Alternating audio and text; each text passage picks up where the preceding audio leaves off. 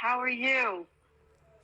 Listen, you always stood for what was right. Always. Really? Yes, you did, from a little girl. So in case you guys are wondering who this is my 5th grade teacher, Miss Smith, who I tell everyone who changed my life. One of the first teachers who changed my life.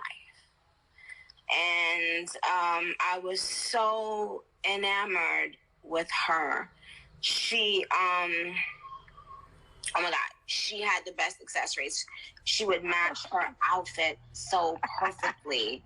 I'm talking about, I didn't understand because her outfit would look beautiful, but she would also have the perfect shoes, perfect purse, perfect earrings, perfect bracelets, perfect rings to match. And I was like, it was so weird to me. My mother was a great dresser, and she was very into and she, she was sexy and miss all of that, and had a beautiful body and stuff.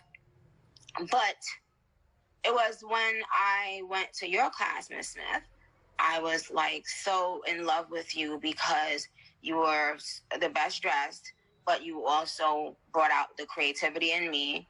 But I don't know if I told you this part, Miss Smith, but it wasn't that I knew you really liked me, and I knew that you knew I really liked you, but you still were strict with me. And you didn't let me get away with, being disrespectful or having my attitude. First of all, why do you think you and I connected instantly? I think because of what you were talking about tonight. Because you always stood your ground. You always knew what was right, and you were not afraid to say it. And I admired that in you. I really did. And listen, so for people who don't know, I started in our school. I always loved drama and singing. Not that I could sing, but I loved it. And you were the star of my plays, and I loved doing it. And I remember, and I have video of you talking on the microphone and crying and saying, giving me an award. And I will never forget that. So, funny story, I did not know that Nicki was Onika. And I went to a Jay-Z. I didn't. So, and I don't know if you know this. So I went to a Jay-Z concert with my sisters, and an Eminem Jay-Z concert, and you came out and performed. And I was like, oh my God, she's really good. We were dancing and singing. Did not know it was you. Went home, and a week later, E-True Hollywood, my old school, PS45, called and said, listen, Liz, E-True Hollywood Story keeps calling. You were Nicki Minaj's favorite teacher. And I literally dropped the phone. And I was like, oh my God, Nicki Minaj is Onika Mirage. And I ran downstairs. Kevin was there. He's like, where are you going? I go, I have video footage. I have, pictures. And everyone's like, what are you talking about? And remember, then I became part of E-True Hollywood Stories and gave them footage from the plays and pictures. And I mean, listen, I joke because, a lot of people will say, oh, her dance moves are this. I said, I taught her everything she knows. Oh my God. You didn't know that whole time, Miss Smith? No, not until they reached out to me. Yeah. And I mean, I'm not even kidding. Those were my best. Those years were my best. They were the best teaching. I went on to teach for many years and then become a guidance counselor, but those were my most memorable. And I have our picture in my house, and What? So funny enough, I was with people last week and we were telling them the story, and you liked one of my posts. And the next day I was with them again, and she was like, "Oh my God, I can't believe that you were Nicki Minaj's teacher." And I said, "Well, here, let me show you." She liked the post, and the friends we were with, she goes, "I'm in those pictures." She liked the picture. Oh my God. Well, first of all, Miss Smith, do not tell that story, because me crying on the stage that day after the play got me dumped by my boyfriend. No. Yes, he dumped me. Anthony, stupid self. He wasn't in our class. He was in the other class. And for some reason, and he was new to the school, so he was embarrassed that they was all making fun of him. He was only like my boyfriend for like 2 days, and then everybody started saying, "Ha ha, she cried, good, ha ha." And he gonna dump me. Well, there you go. Kids are mean.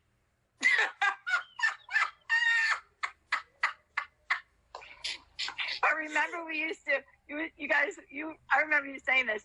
You used to walk the hallway and I'd say, "Get all your attitudes out the window. Blow them out the window." No.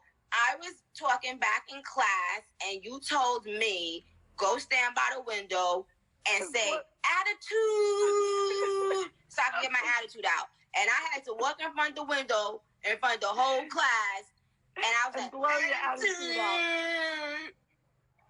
Oh God, you guys were, I miss those years.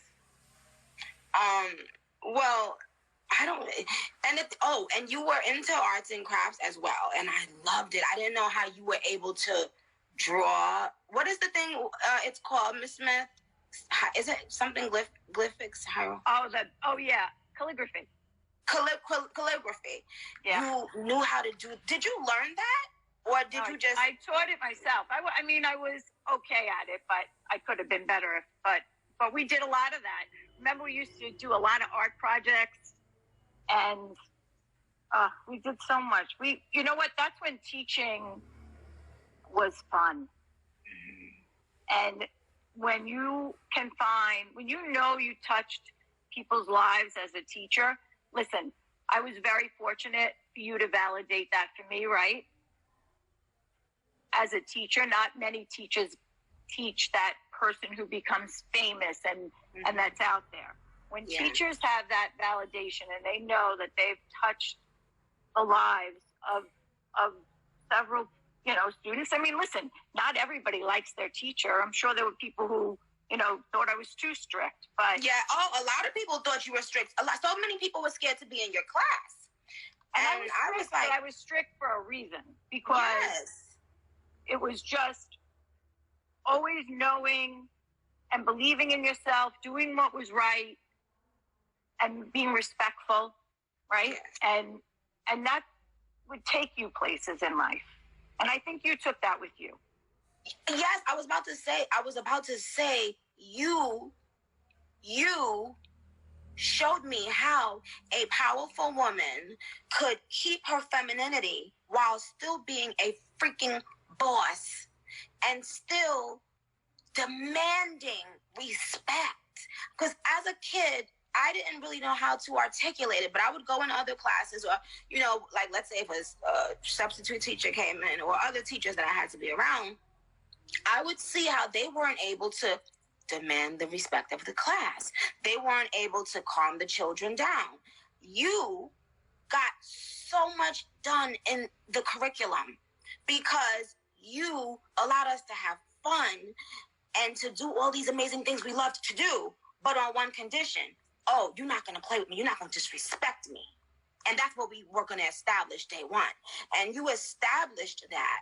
And so where I didn't really see my mother being so strict in that way, it was good for me to have a balance of two different kinds of women. And both of those things, both of those personality traits, it serves you as women.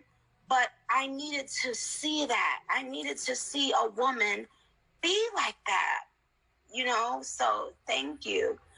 It didn't hurt that you were really stylish and pretty. I think everybody also, all girls are gonna like a girl that they're like, oh, she's that cute, and da-da-da. I used to be like, oh, I wonder if one day I could go in Miss Smith's closet and she could give me something really like, yo. I'd like to come into your closet now. Right.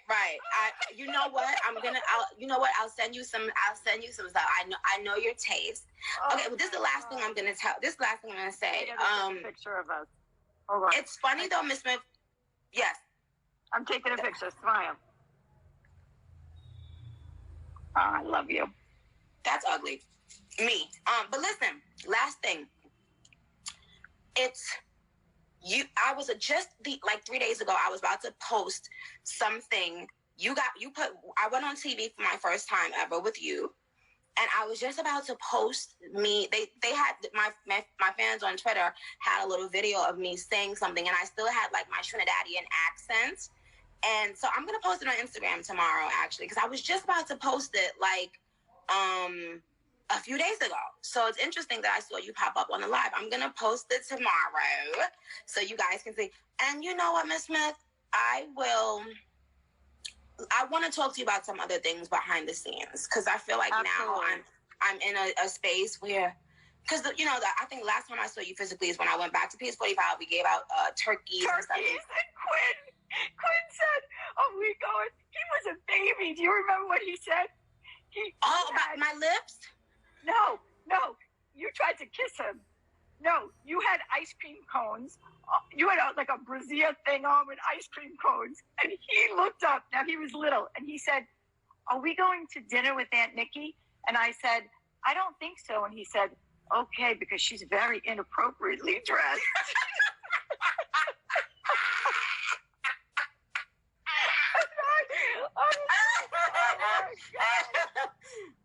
And then we went backstage, and you were trying to kiss him, and he was like, you had big red lipstick on, and he was like, what? And now I can come and give your baby hugs. Oh my God, Miss Smith, I would love for you to. I told you your life was going to change. I DM'd you. I said, girl, your life is going to change. I really would like for you to see my son, and I would love for him to have you guys in his life. I would love that. I would love that. He's so. Remember, you saw Kevin, my husband, when you were filming. Isn't that crazy? I was like, go. He was texting me, and I said, you need to go up to her, find her. He's like, I will. You remember? You're not going to remember this, but this is a funny story for everybody. So it was Martin Luther King's birthday, which is my birthday, January 16th, that weekend. Mm-hmm. And you stood in the middle of the class and you said, today is the birthday of two wonderful people, Martin Luther King and Miss Smith, and everybody say, yay, Onika. And I never knew what I said, but I remember it's a part of the video. At the end, I said, everybody say, thank you, Onika. And I was like, and I went like this. And when I went like this, the whole class was like, oh, shut up. But it was mad funny. We have that on videotape, too. Okay, listen, I'm going to I love you. I'm losing. Did I lose you? No, make sure you hang up because it might not let We will talk. All right.